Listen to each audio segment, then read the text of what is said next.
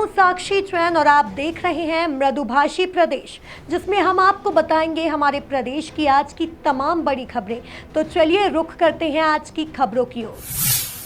उज्जैन में 2 दिन के बाद हुई तेज बारिश के बीच 5 महिलाओं पर आकाशीय बिजली गिरी। पांचों महिलाएं खेत पर काम करने के लिए गई थी। बारिश होने के कारण घर की और महिलाएं जा रही थी। उसी वक्त आकाशीय बिजली गिरने से पांचों महिलाएं घायल हो गई।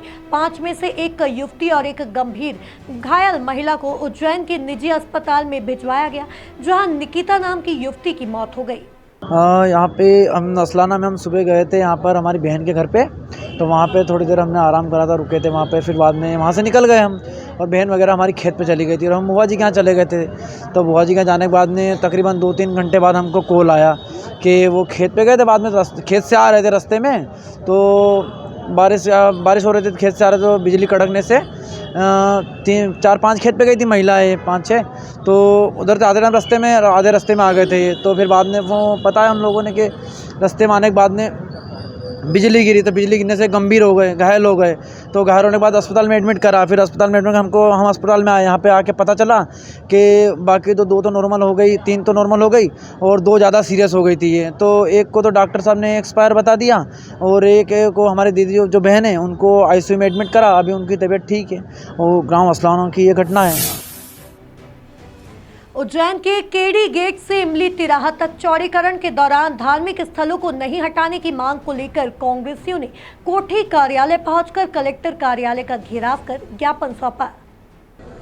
केडी गेट से इमली तिराहे तक का जो चौड़ीकरण किया जा रहा है उसमें बहुत सारी समस्याएं हैं। जैसे कि वहाँ की पेयजल व्यवस्था है, वो की लाइन जो है वो फूटी हुई है, उनको दुरुस्त किया जाए। वहाँ पर जो लोग परेशान हो रहे हैं, कई घर ऐसे हैं जहाँ पे कहीं मलबा पड़ा है या व्यवस्थित नहीं है, उनको व्यवस्थित किया जाए। और मेन मूल समस्या जो है उस क्षेत्र के अंदर सभी धर्मों के धर्म स्थल, चाहे वो मस्जिद हों, मंदिर हों, चाहे अगर वहाँ पर जैन समाज का भी मंदिर आ रहा है ना, 14 मंदिर ये वाले आ रहे हैं, 2 मस्जिदें आ रही हैं, और भी किसी भी धर्म के धर्म स्थलों को वहाँ से हटाया ना जाए।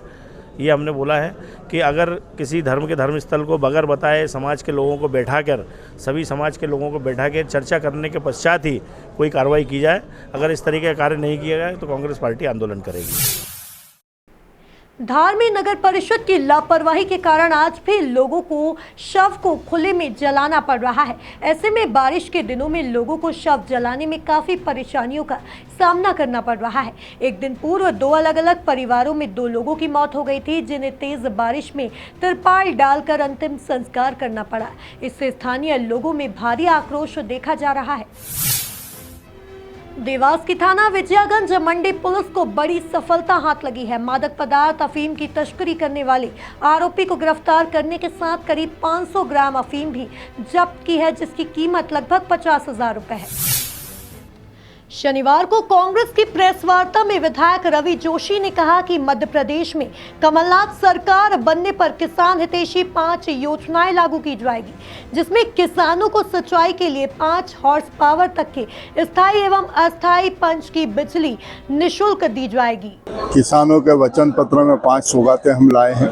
5 हॉर्स पावर तक की बिजली फ्री है, कर्ज माफी है, पुराने बिजली के बिल जो किसानों पे लाखों रुपए इस सरकार ने थोप दिए थे, वो बिजली के बिल माफ़ करेंगे। किसानों पे रहा जो भी आपराधिक प्रकरण, किसान अपनी बात रखने के लिए, अपना धरना प्रदर्शन करने के लिए गया हो और उस पर अगर कोई प्रकरण दर्ज हुआ तो ऐसे प्रकरणों की वापसी कराएंगे। इस तरीके की 5 सौगातें हमने किसानों को दी है। किसान के साथ साथ ये सौगातें किसान और किसानी से जुड़ी हुई है, जो मध्य प्रदेश की कमलनाथ के प्रदेश अध्यक्ष जी के नेतृत्व में वचन पत्र तैयार हो रहा है। उस वचन पत्र में 5 सौगात हम लेते हैं। राजधानी में शनिवार को मुहर्रम के मौके पर कड़े सुरक्षा इंतजामों के बीच मुहर्रम के मातमी जुलूस निकाले गए। मोहम्मद साहब के नवासे हजरत हुसैन और उनके 72 साथियों की शहादत को याद करते हुए शिया समुदाय ने अपने अपने इलाकों से मातमी जुलूस निकाला, जो पीर गेट पर एक साथ मिल गए। आज करबला की जो याद मनाई जा रही है वो दीन इस्लाम को बचाने के लिए जो इमाम हुसैन अलैहिस्सलाम ने, जो कि हुजूर मोहम्मद मुस्तफ़ा सल्लल्लाहु अलैहि वसल्लम के नवासे थे, और जिस दीन को 1,24,000 पैगम्बर लेके आए थे और हुजूर मोहम्मद मुस्तफ़ा सल्लल्लाहु अलैहि वसल्लम ने उसके लिए बहुत दिक्कतें और बहुत मशक्क़तें करी। उस दीन पे जब मुसीबत आई, उस दीन को बचाने के लिए तो इमाम हुसैन अलैहिस्सलाम ने बचाया। और वही है कि उस वक्त का जो राजा बादशाह था यजीद, उसकी बात उन्होंने नहीं मानी। यूँ नहीं मानी कि अगर वो बात मान लेते तो यह आज नमाज, रोज़ा, हज, ज़कात जो कुछ आज हम जिस रूप में देख रहे हैं ये सब ख़त्म हो जाता। तो इमाम हुसैन अलैहिस्सलाम ने हक़ के पीछे और अल्लाह की रज़ा और अपने हुजूर सल्लल्लाहु अलैहि वसल्लम के वादे के हिसाब से अपने आप को कुर्बान किया और दीन इस्लाम को बचाया। और हमें ये पैगाम दिया कि अगर हक़ पे बात आ जाए तो चाहे तादाद कम हो लेकिन आप उसकी फ़िक्र ना करें, हक़ बात कहिए। हक़ बात के लिए आपकी जान भी जाए तो आप उसकी फ़िक्र ना करें।